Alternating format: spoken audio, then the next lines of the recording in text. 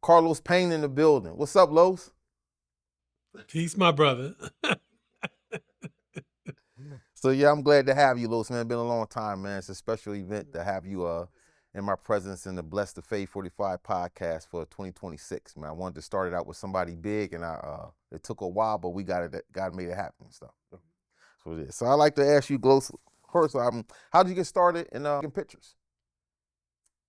How to get started? Yeah, how did you get started in photography? Well, on a real tip, I was going to work and somebody left a camera on the bench. And I said, let me take this camera. And there was a name on it. Let me get this camera back to this guy. Week went by, 2 weeks went by.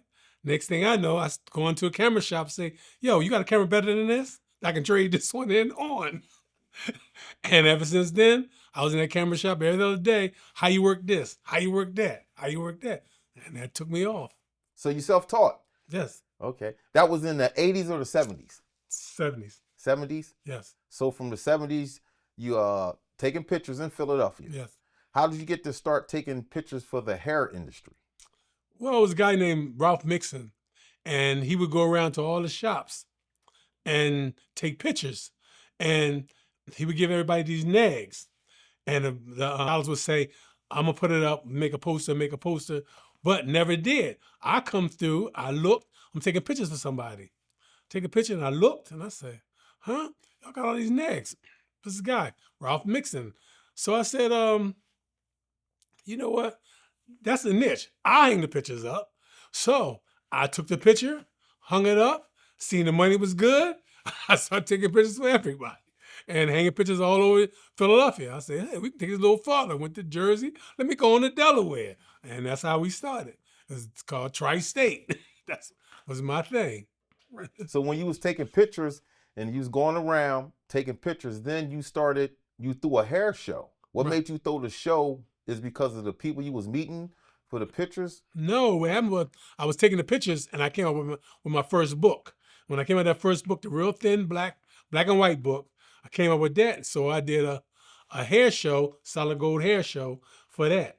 And everybody responded. And I said, okay, that's another niche. What year was that? And where was the hair show at? See, you asked me questions that I can't really answer to the fullest because I've been doing so much that I can't go back specifically. Our next interview, I'll chart some of that down, and I'll come to you with But it was in the 90s or the 80s then?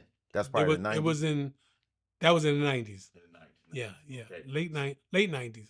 So you're going around taking pictures. You meeting so many stylists and barbers, right? So what intrigued you so much about the hair industry, as far as the cosmetologists or the barbers? What made you say, this is where I need to be at? No, when I first started, I was with the stylists because that's where the women are. And so I like taking pictures of that. So, and then I went to a friend of mine. He had a hair show in a place called Impulse on Erie. And I went down there, I took pictures for him. And I take the pictures around to the salon and give the lady the pictures, and everybody buying them. I say, what? So, and I made so much, I said, okay, this is a niche. So I started doing all the hair shows. And that's what took me over, you know?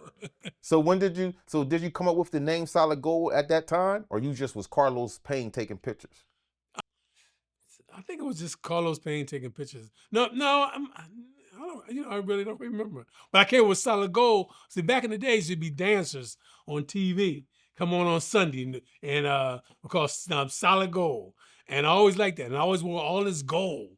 And I say, that's me right there, Solid Gold.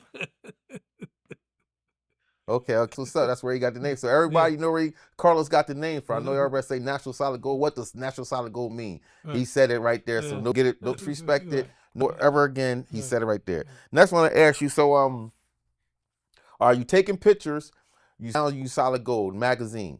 So how many magazines you did for the Stylists?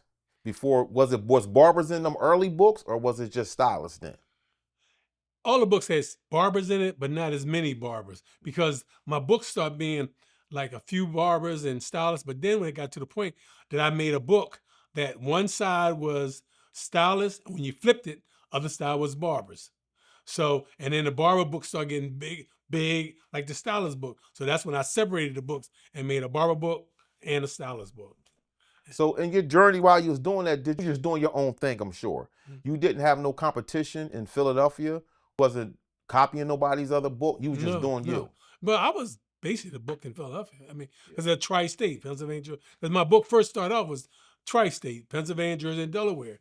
And then when I started going to Atlanta and people start and doing the hair shows and Barber Brothers hair show and doing the shows, I started looking and they started greeting me and, oh, you solid gold. They was buying the book.